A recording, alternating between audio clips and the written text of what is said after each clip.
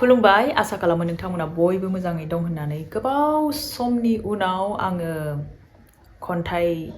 आवरायनाय video upload होनो नाजादों लोगोफोर आङो बांसिन फेसबुक पेजआव एक्टिभ थागासिनो थादों नाथाय आङो इउटुबखौ बावनानैनो दंमोन होनजायो मानो होनोबा आङो गोबाव जाबाय बेसेबांबा गोबाव जाबाय आं आंनि इउटुब चेनेलाव भिडिअ आपल'ड होयिया ओरैनो एसे एला रिल्स आपल'ड होगासिनो नाथाय आङो बेबायदि लं भिडिअ एबा खन्थाइ आवरायनानै होयिया गोबाव जाबाय बेसेबांबा गोबाव जाबाय नाथाय आं सानबाय एबारनिफ्राय एबा 2025 स्टार्ट जाबाय नङा होमबा 2025 निफ्राय आङो इउटुबखौ एसे फोथांफिननो होननानै आं 2024 आव एखेबारे खेलिमेलि इउटुब चेनेलखौनो बावगारनानै थाबाय नाथाय आं सानबाय एबार 2025 स्टार्ट जाबाय जेब्ला आङो इउटुब चेनेलाव भिडिअ आपल'ड होफिननो होननानै आरो खायसे आंनि साबस्क्राइबार्स दङ जायफोरानोखि आंखौ खावलायहरगासिनो थादों इउटुबाव मानो भिडिअ होला इउटुबाव मानो खन्थाइ आवरायला बेबायदि होननानै बुंहरबाय थादों बेनि थाखायनो आं सानबाय आङो आंनि इउटुब चेनेलाव भिडिअ आपल'ड होफिनगोन होननानै अके वेलकाम बेक टु माय इउटुब चेनेल नोंथांमोननि सिगाङाव आं दिनै गोदान दोंसे खन्थाइ आवरायथिनो आखायाव लादों आसा खालामो नोंथांमोना खन्थाइखौ मोजां मोनगोन आरो खोनासंलांगोन होननानै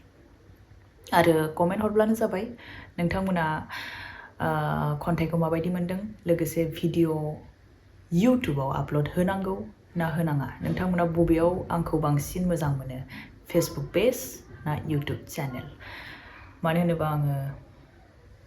फेसबुक पेजआव बांसिनानो थाबाय थायो नाथाय इउटुबाव थानायानो जाया नाथाय बे बाराव आं थागोन नोंथांमोना नटिफिकेशनखौ क्लिक खालामनानै लादो जेन नटिफिकेशनखौ नोंथांमोना मोननो हायो लोगोसे जायफोरानोखि आंखौ एबा आंनि इउटुब चेनेलखौ साबस्क्राइब खालामाखै खालामनानै ला आङो बे बारनिफ्राय इउटुबावबो एक्टिभ थागोन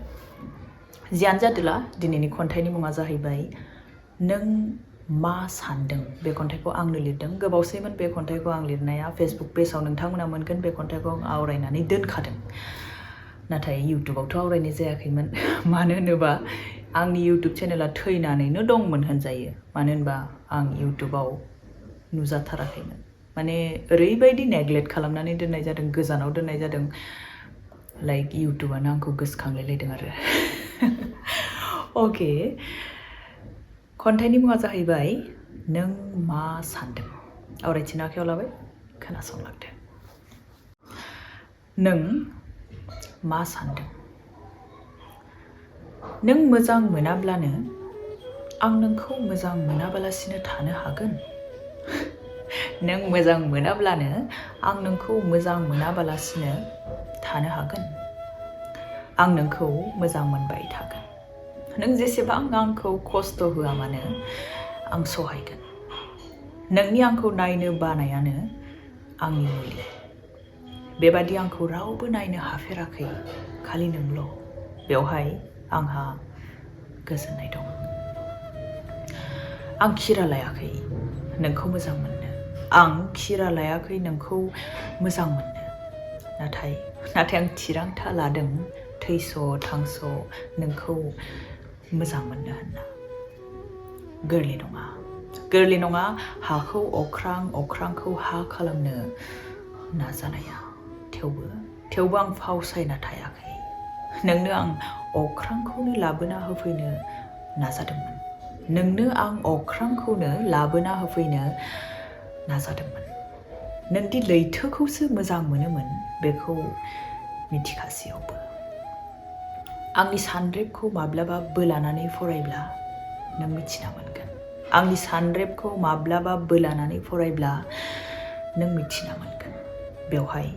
नोंनि मुंनिल' लाइजाम नों मोनगोन आं मा बुंनो मोजां मोनो नोंखौ आरो मोजां मोनबाय थागोन नों आंखौ मोजां मोननानै गोसोखाङाब्लाबो नों आंखौ नायनो बानानै गोसोखांनायानो आंनि थाखाय बांद्रायलायनाय आखाइ आरो खाफालावथ' नों गैया आखाइ आरो खाफालावथ' नों गैया नाथाय आंदि जावलिया गोरबोनि अन्थाइजों हायावनो लिरब्रेयो नोंनि मुं आरो आंनि सिग्लाबलाङो जाख्रिसे अखाजों नों मोजां मोनाब्लानो आं नोंखौ मोजां मोनाबालासिनो थानो हागोन खन्थाइ एसेनोसै लोगोफोर आसा खालामो नोंथांमोना बे खन्थाइखौ मोजां मोनदों होननानै खन्थाइखौ मोजां मोनदोंब्ला लाइक शेयार आरो आंनि चेनेलखौ साबस्क्राइब खालामनानै ला लोगोसे नटिफिकेशननि थाखाय बेल आइकनखौ क्लिक खालामनानै लाब्लानो जाबाय लोगोसे नोंथांमोनाबो आंनो खन्थाइ दैथायहरनो हागोन आवरायनो थाखाय आङो इउटुब चेनेलाव एबारनिफ्राय एक्टिभ थागोन नोंथांमोना आंखौ कन्टेक्ट खालामनो हागोन उपमारानि दैमारि 802@gmail.com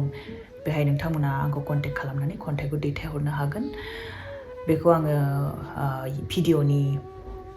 डिसक्रिपसनाव होनानै होगोन नोंथांमोना आरामसे खन्थाइ दैथायहरनो हागोन दिनैनि भिडिअखौ आं एसेयावनो फोजोबबाय गोजोन्थों बाय